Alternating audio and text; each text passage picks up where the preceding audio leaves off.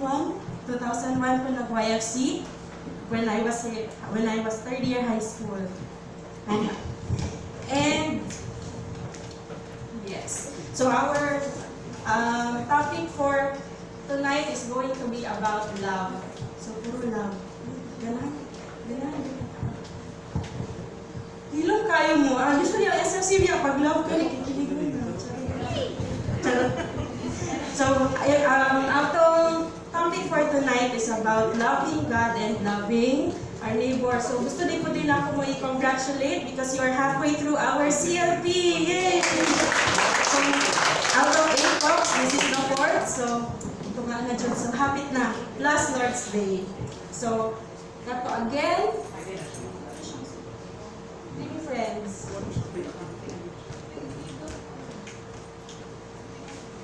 Friends. Bias ang laptop. Sige.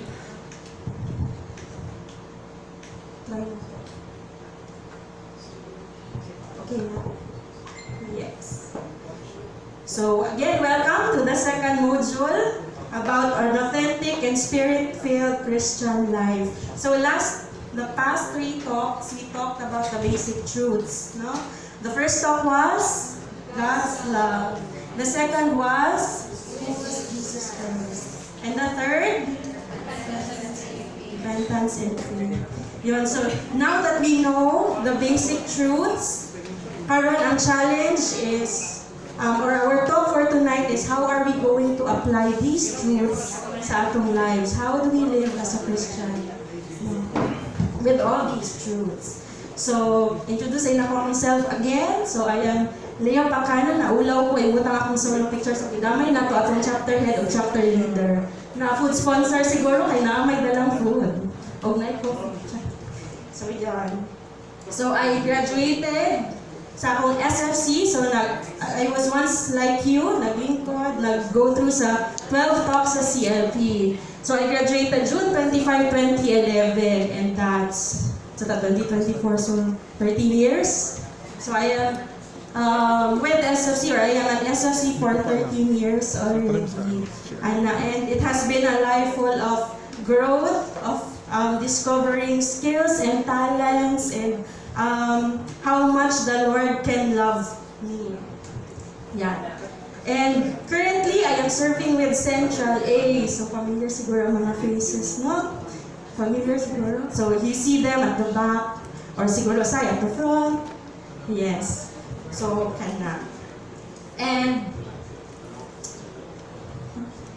yes. So, sa 13 years, kanang 13 years, niabot ko 13 years diri sa community because of God's love for me, my love for God, and the community's love for me, and my love for this community.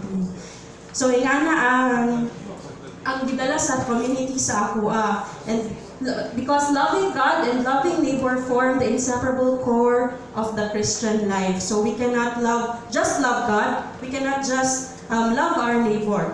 No? They are 2 inseparable cores. So what does it mean to be a Christian? How do we express our love for God, and how do we express our love for our neighbors? First is loving God should be our highest ideal. Highest siya because it is the first of the greatest commandment na iyang giingon. And it is here. The first is this: Hear, O Israel, the Lord our God is Lord alone. You shall love the Lord your God with all your heart, with all your soul, with all your mind, and with all your strength. Remember, si Moses was given 10 commandments, but in the New Testament, we are only given 2 greatest ones. And this is the first. No? Love God with all your heart, with all your soul, with all your mind, and with all your strength. Yeah. So how do we love God with all our heart?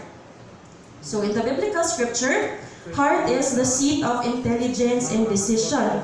It is the symbol of the core of who the man is. So the heart influences our decisions. It is usually we decide to love the Lord, and with that decision, we are able to do or make an action.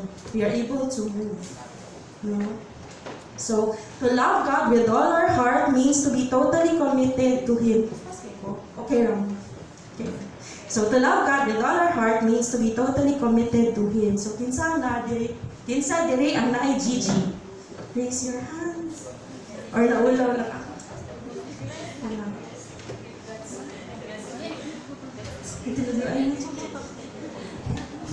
So perhaps ang uban na ang Gigi, ang uban wala, but I am sure all of us have relationships. Friends, family, with the Lord, no? So, to love God with all our heart means to be totally committed, meaning we are to do something para mag-strengthen ang atong mga relationships with them, no? For those who have GGs, perhaps you make an effort to visit, or perhaps you make an effort to feel the other one or your GGs loved, no? To love God with all our heart, kay we do something. We just don't become complacent. Yeah.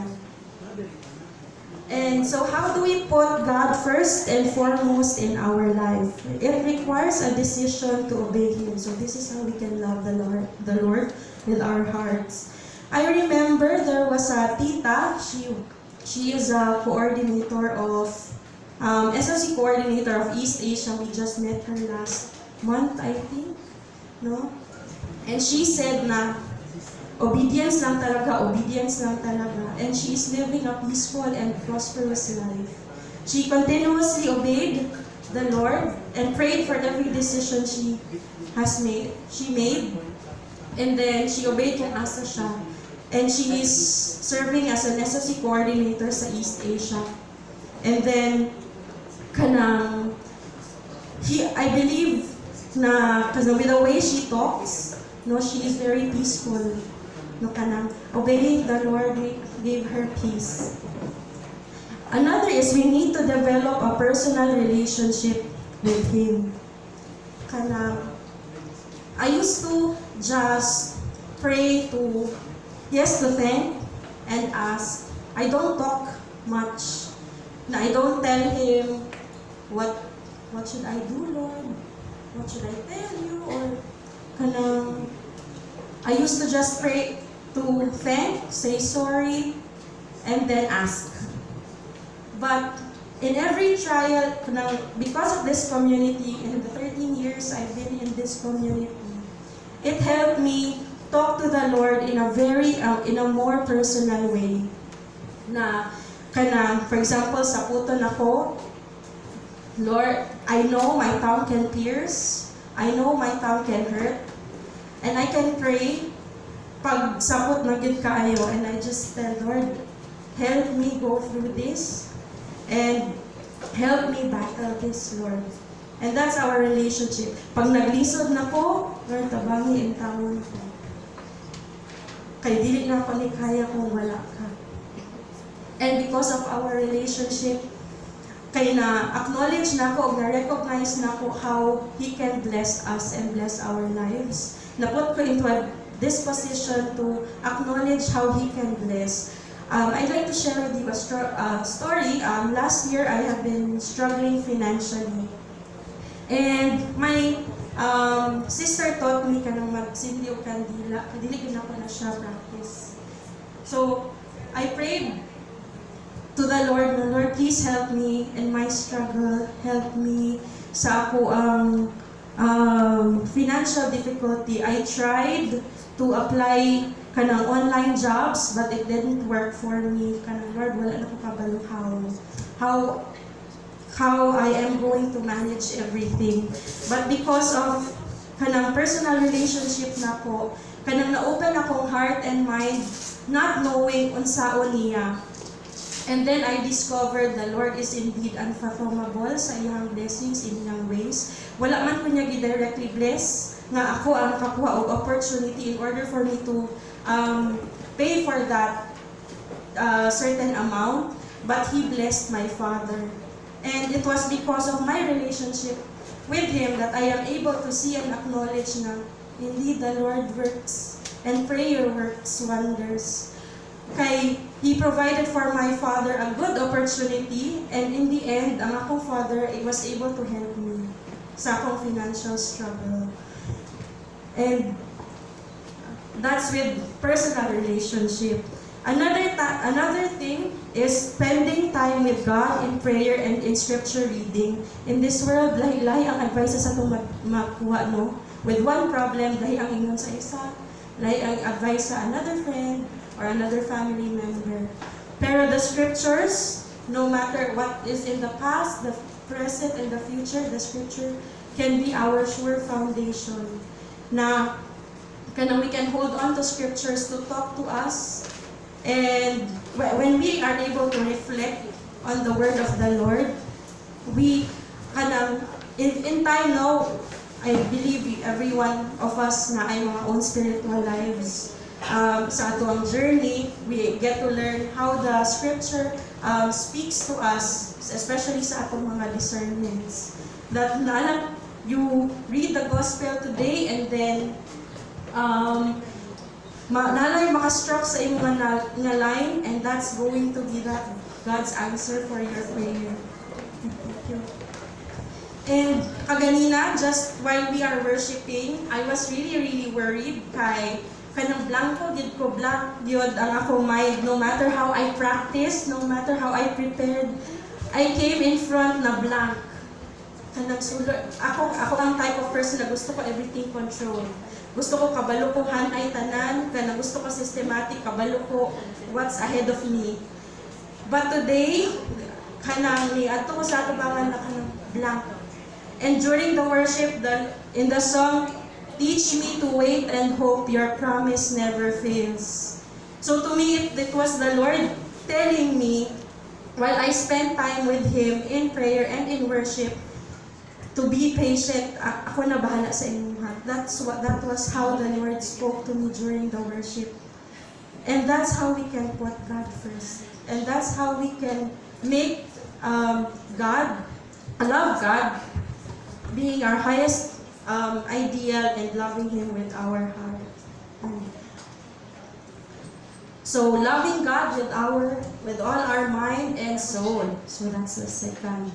So we love God with all our mind and soul by keeping our mind clean and holy, free from evil and impure thoughts, free from uncharitable thoughts, free from suspicion that estrange relationships, and free from worries, knowing that God will take care of us. So that's another testimony. Paganina, kasi overthinkers din. So most of us kung sa mga overthinkers, wala pa ganit nahitabo, daghan na kayo scenarios in the mind. That will make us worry, that will hinder us from disposing ourselves to good. Pero instead, ito ta sa negative. Mag-andam na ta sa atong negativity. Iandam na to atong sarili sa depensa. No? But to love God with all our mind, we are reminded, actually ako po, right this very moment, I am reminded to know that God will take care of us. I was really worried na basin wadto ko din sa stage, wala ko kabaluan sa ako imong. Nag-practice ko kaganina, wala gid ko maisip. Blank. And I believe this is a reminder for me to just trust the Lord, because He will not leave me. And be reminded that He loves me. Yeah, next is we can love God with all our soul by being at the disposal of God for His purpose and by thinking of ways to serve God. I believe that every yes for the Lord is your empowerment spiritually. Every yes that I give to the Lord in all these 13 years, almost 13 years, nag-grow ko. Ako, aminado ko, introvert ko na person. Hadlo kong tao. Pero look at where asam butang sa Ginoo. Nanako sa tuba. Lord, unsa naman eh. Pero nakadiscover ko nga, ay, kaya man din ako. Basta si Lord, bahala na. Yes lang po, God. Kaya rin ako anitanan. Kay si Lord, it is, the Lord called us, He will equip us. Si Lord, ito yung bahala sa tuwa. And kanang with all my yeses, kanang daghan ko capacities in this community nga na-discover, daghan ko skills na share, kanang kay pag gusto ni Hanay, gusto systematic ang mga butang. So, kanang na-lead ko into, nag-start ko secretariat sa CLP, nag-secretariat ko o mga chapter assembly, mga cluster assembly, and it reached a point that I became the secretariat for the regional conference. Dito na ako nakita, dito na ako discover na kanina akong gusto matrabaho. Nag-take up ko business course. Mag-chikas ako, di pa ko tayo. Mag-chikas ako, nag-take up ko business course, kaya anak ko gusto ko matrabaho bangko. Mga members na bala na gusto ko matrabaho bangko. So nag-OJT ko sa bank. Unya, pag-OJT na ako sa bank, kaya stressful man di ani ka na ganing think fast, move fast, or time will pass you by. Dili pwede nga magdugay ang customer ng tindo. Dili mo abot, dapat mo abot og tulo ka ring ang telephone. Dapat paspas ka mag-address sa need, kailangan ko sa new accounts. Kasi kung madili ko gusto magbangko, so ni-graduate ko blank, asa man ko padulong ang kay nag-business course ko kay magbangko, unya dili ko gusto bangko. So, lost kayo ko. So, when I served as a secretariat sa regional conference ko, I like this kind of job. Lakaw ko na liaison officer, register, i-register, ipanangit sa City Hall ang activity. Tapos, maghatag ang mga letters sa mga hintungdan, 911, DCPO, I like this kind of job. So, secretariat admin job, di akong gusto. And 2 years later, the Lord led me to a job like that. And blessed pagit kay ko ato nga employer kay CFC man sila, so nakoy icon allowance. But unfortunately, na-bankrupt ang company. Kaya na financially mismanaged. But I believe it was also God's blessing for me kay kanang employer nga akong na-adtuan next kay man BPO. So that's where I am working now. So during pandemic, nakoy trabaho. If it were katupa na trabaho, ay wala gid trabaho sa pandemic. But because the Lord blesses His servants, gi-prepare ko niya for that. And so going on 6 years na ko sa ako ang employer and happy naman ko doon. So, yun. So, that's the blessing.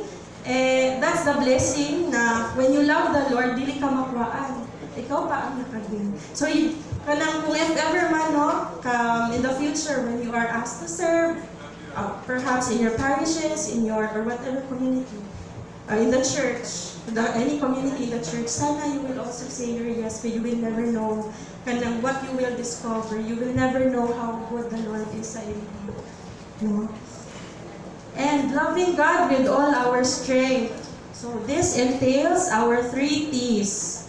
So our time, our talent, and our treasure. So actually, serving in the community is free. So no one is paid here, and no payment is received here. So it's all about God's work. So sa kaning mga service team na every Friday nag-aanhi, they are all serving for free. They are giving their time, their talent, and their treasure to glorify the Lord. And that's how they love the Lord now with their strength.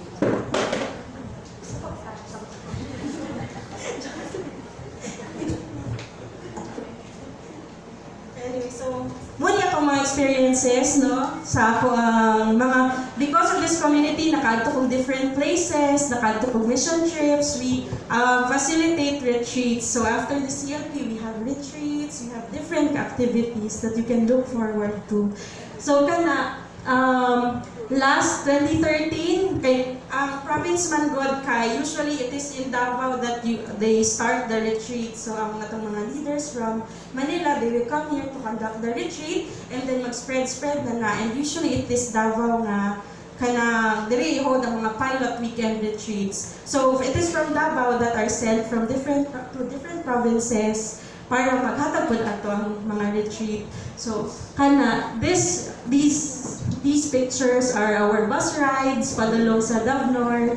para to conduct the Christian Character Weekend Retreat. Tapos kinipod, nakatupad ko kabakan, katabato to conduct another CCWR. Sorry, no? Yan. Tapos, trivia, after aning CCWR, kay kabakan man siya, so medyo delikado gihapon somehow dito. The week after, kay nakadungog minay bombing. So yun, trivia na siya. So, this is the farthest I've been in Marbel. So, 2 bus rides yun kayo siya, no? We conducted the Princess Diaries United Stay Retreat in Marbel way back 2014. And in all those times, nakaingon dito sa akong pag-serve, pag-adto sa different provinces na indeed na I can do all things in Christ who strengthens me. Kanang dili gyud na ko ma-imagine I will be a team leader over a certain retreat, nabugat biya ni ako pa'y nangunay og ila. Pero kanang it was a beautiful experience because I was able to see how the Lord works in us no matter our capacity. Dili gyud na ko makita akong sarili na kanang capable of kanang leading, capable of doing great things because trivia, growing up I was told I was useless. But it is in this community that I was told I wasn't. I was full of worth. I can do a lot of things and great things for the Lord. So this is also sa Davao, nakatupad ko Davao Oriental because of this community. So it was during their Provincial Leaders Summit we served during 2015. So yeah, so that's 2015. And kanapod, no, even without your resources, you can serve the Lord.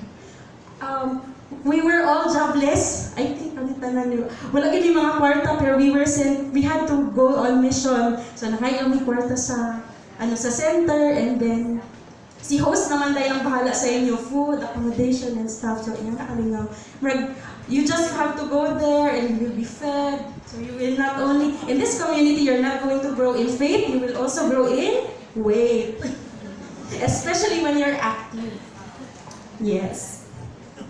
So, dili kompleto ang love for God if walay loving our neighbors as ourselves. Yun, di ba? Sa song pa, love one another as I have loved you. By this, all will know that you're my disciples. No, it is loving our neighbors that they will know, Christian, di ay ka. Although dili good ka na 100% absolute or automatic, but they will, somehow there is a certain, stereotype, there is a thinking na when you are good, you are a good Christian. Mag-manifest ang Ginoo kung mabuhat kag maayo. So this is the second. The first was to love God, and this is the second. You shall love your neighbor as yourself. The whole law and the prophets depend on these 2 commandments. So these are the 2 commandments. From 10, it was reduced to these 2. Yeah. Our perfect models for loving God are Jesus and Mary. If it weren't for their yeses, di kita masalbar. Kay Jesus, he was sent by God to save us. Mary, if wala siya nag-yes, wala si Jesus na born, and then we will not also be saved. So, that's why they are the perfect models for loving God. And, wait lang. Nako'y gusto i-share.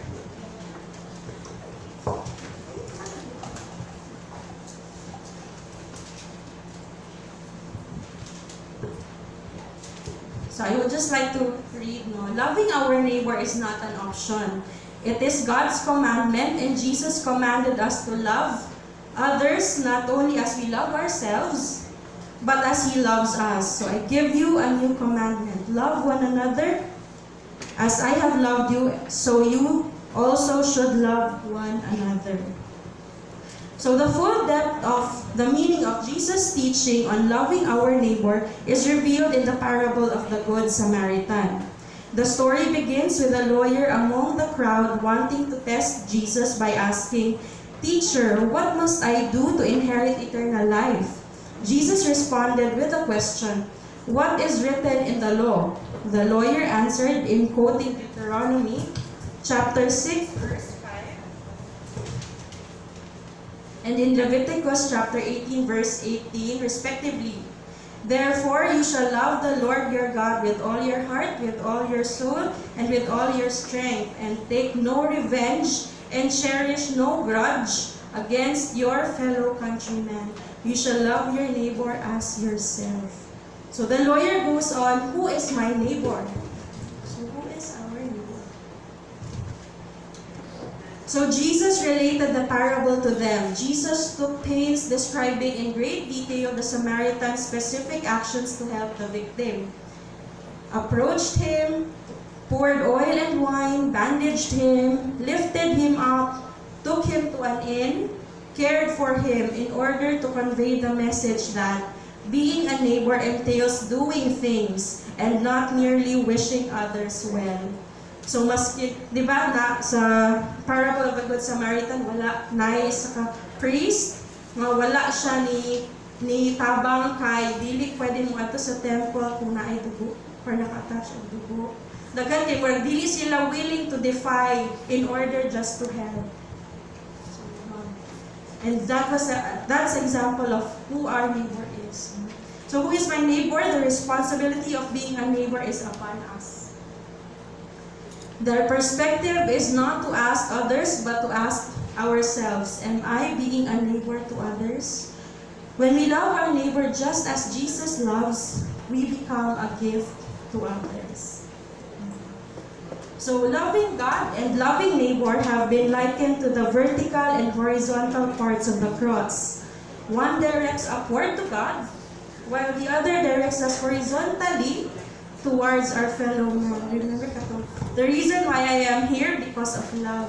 Why I am still here serving is because of love. God's love for me, my love for God, and the community's love for me, and my love for the community. So, and with this talk, meron po tayong assignment. We will be giving you copies ay nasa atong mga DGL envelopes. So with this, we talked about loving God and loving our neighbors.